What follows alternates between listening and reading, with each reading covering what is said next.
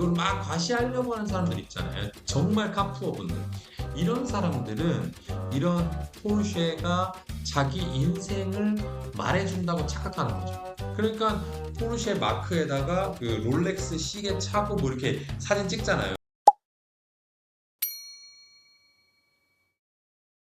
그 제가 자주 듣는 팟캐스트에서 유명한 이제 그 재테크 작가죠. 모건 하우저 이라는 사람이 돈의 심리학이라는 걸 쓴 사람이죠.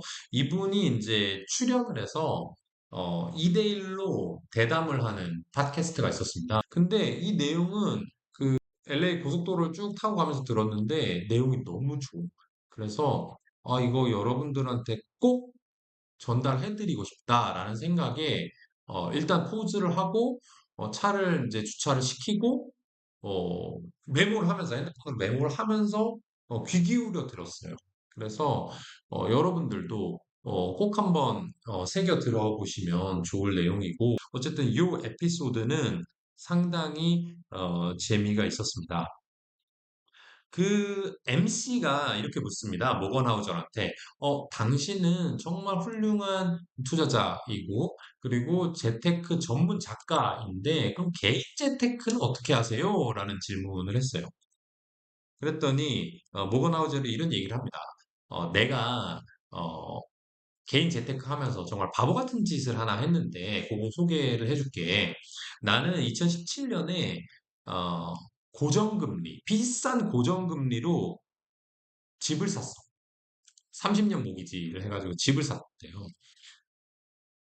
그게 어떻게 보면 그 이후로 금리가 막 떨어졌잖아요. 그러니까 변동금리로 했다면 원리금이 적게 나갈 거고 또 집을 조금 몇 년 후에 샀다면 낮은 금리로 장기간 빌릴 수 있으니까 훨씬 더 똘똘한 선택일 수 있었던 거죠. 근데 어쨌든 그래서 이제 바보 같은 짓인데 하지만 그 사람은 후회하진 않는답니다. 왜냐하면 내가 이거를 어, 재테크 수단으로 생각을 했다면 바보 같은 짓이니까 잘못한 짓이고 뭔가 교훈을 삼아야 되지만 나는 my house가 필요했대요.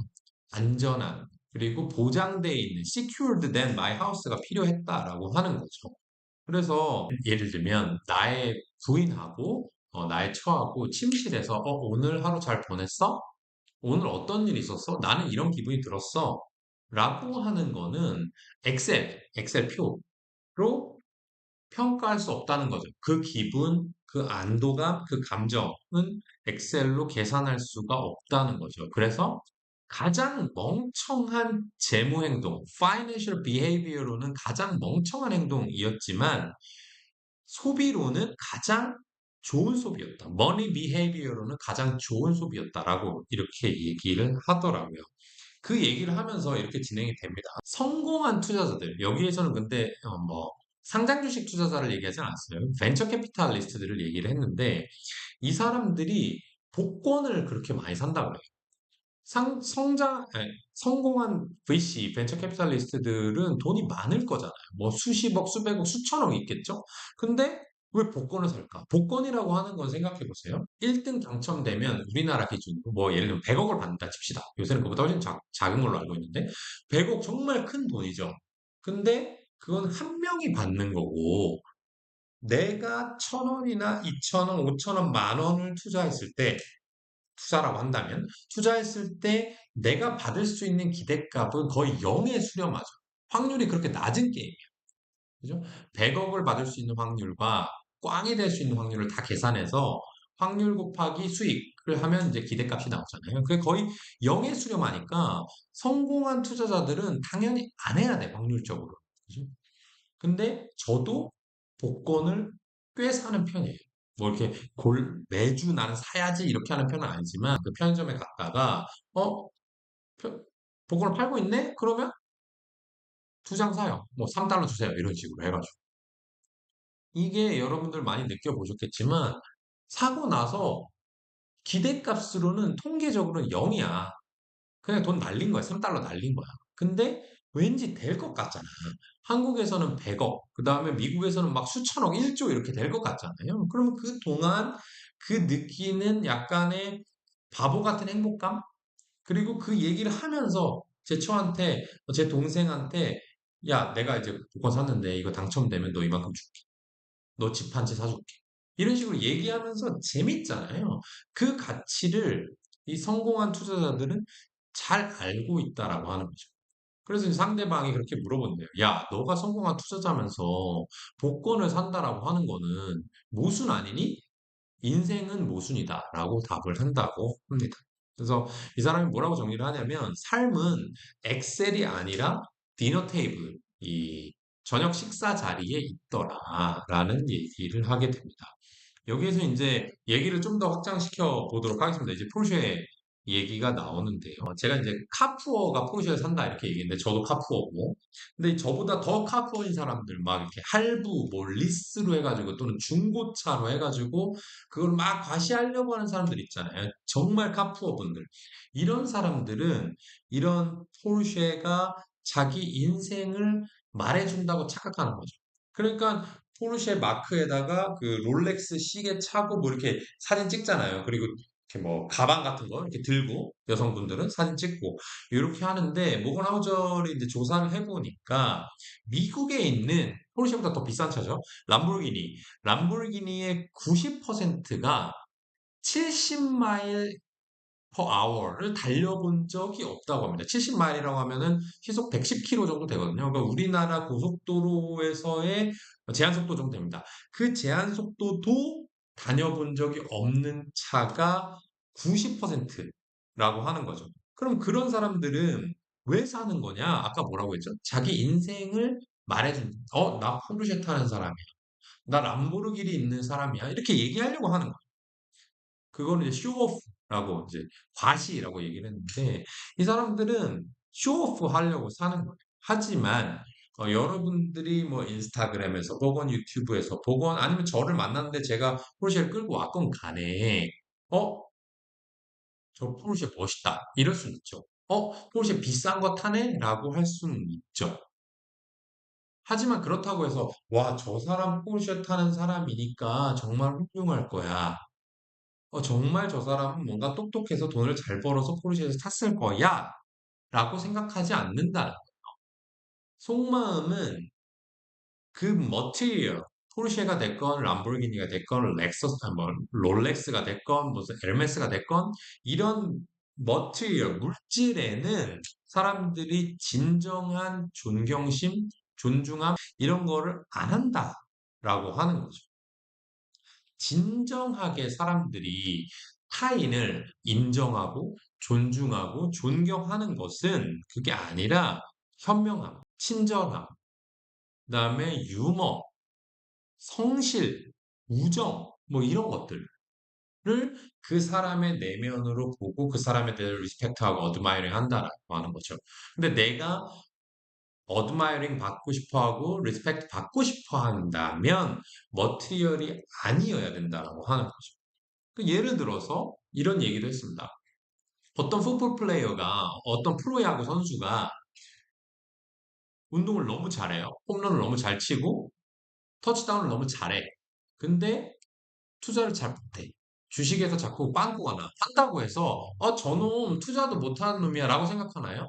그렇게 생각하지 않아요.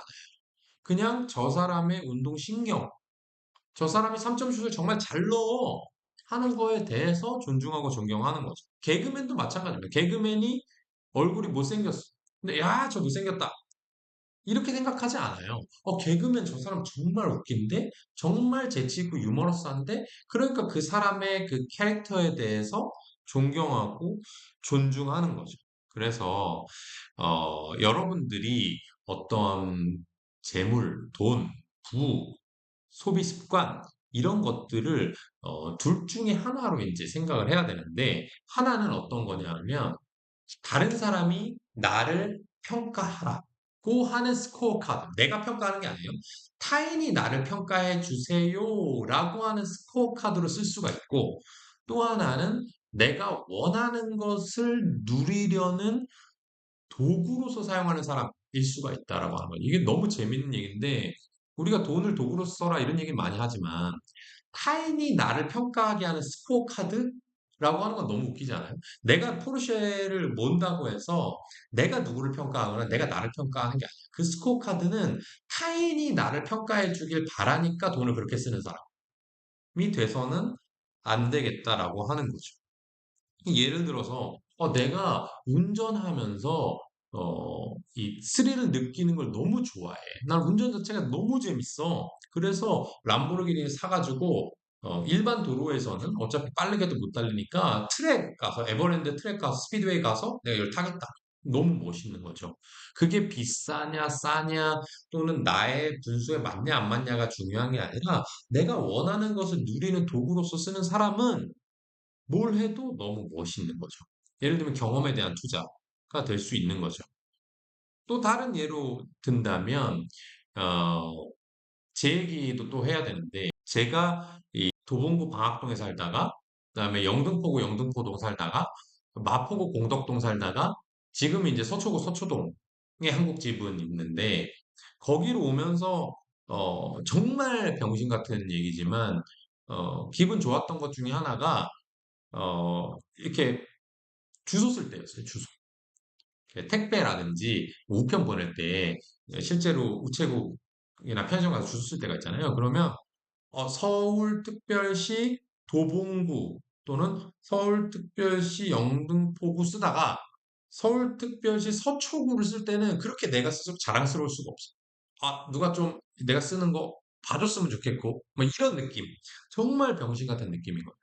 이거는 다른 사람이 나를 평가하라는 스코어 카드죠.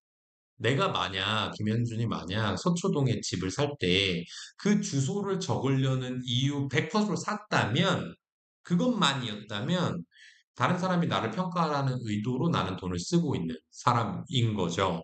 그래서 집을 살 때도, 외관 또는 어떤 주소, 뭐, 이런 것으로, 집값을 과하게 지불하는 사람은 그런 쪽에 속하는 거고, 그럼 반대로 나에 대해서 내가 원하는 것을 누리려고 도구로서 사용하는 사람들은 어디에 투자를 하냐? 인테리어에 투자를 합니다. 인테리어는 내 가족, 내 친구가 집에 와서 편안하고 아늑하고 따뜻하고 즐겁게 즐길 수 있는 것이고, 그게 아파트 겉면이 어떻게 됐건, 그 주소가 서초동이건, 영등포동이건, 방학동이건, 그건 사실 상관없어야 되는 거죠. 또 하나의 예로 이런 얘기를 했습니다. 같은 돈이 있어요, 내가. 만약에 5천만 원이 있다. 차를 한 대 사야 돼. 근데 내가 만약에 다른 사람의 눈을 신경 쓰는 다른 사람이 나를 평가해주는 스코어 카드를 위해서 돈을 쓰는 사람은 BMW의 3 시리즈를 산답니다. 깡통 3 시리즈. 근데 내가 나를 위해서 나의 가족을 위해서 돈을 쓰는 사람, 돈을 도구로서 생각하는 사람은 하이엔드 도요타 를 산다라고 하더라고요. 이 풀옵션 도요타를 사고 딴 사람의 눈이 더 중요한 사람은 엔트리 레벨 BMW를 산다라고 하더라고요. 정리하면 그렇습니다. 내가 돈이 왜 필요한가? 결국에는 내가 뭔가 하려고 그리고 내가 소중하게 생각하는 사람들에게 쓰려고 하는 것인데 그렇지 않고 그런 가치관에 대해서 잘 생각을 못 해보고 돈을 벌거나 돈을 쓰려는 생각을 가지는 사람은 어, 다른 사람 눈에 보이는 거를 좇게 되어 있고 그거는 결국에는 끝까지 가도 만족될 수가 없는 소금물 먹으면 계속해서 목이 마르듯이 이게 바로 이제 모건 하우절 돈의 심리학 저자가 팟캐스트에서 했던 얘기입니다. 저도 조금 전에 말씀드렸던 포르쉐를 샀던 일, 그리고 뭐 서초동으로 이사 가고 주소를 쓸 때 기분이 좋았던 일, 벗어날 수가 없어요. 벗어날 수가 없는데 항상 이런 현인들의 얘기를 들으면서 다시 본질로 돌아가려고 하는 거죠. 내가 돈을 어디다 써야 되지? 어떻게 쓰려고 하는 거지? 그러면 내가 시간 배분을 어떻게 해야 되지? 이런 생각을 한 번쯤 더 해보게 됩니다.